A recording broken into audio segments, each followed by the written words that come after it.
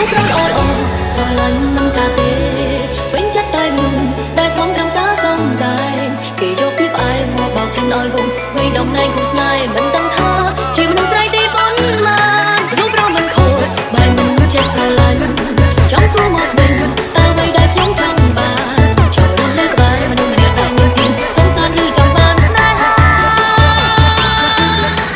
តែមានតែឈឺចាំបែបនេះ It's your boy Oshi Remix.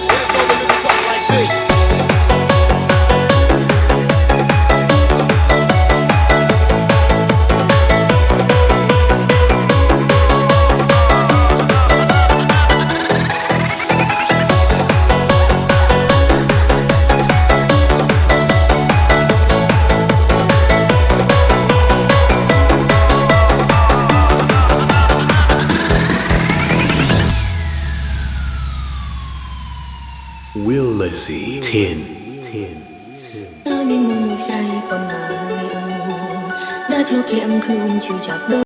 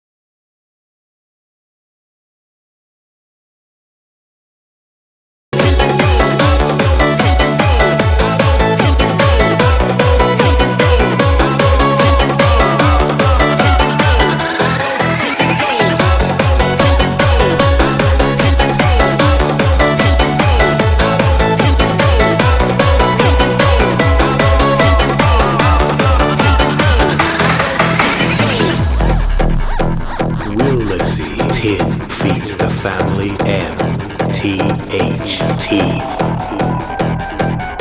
This is Artist Music.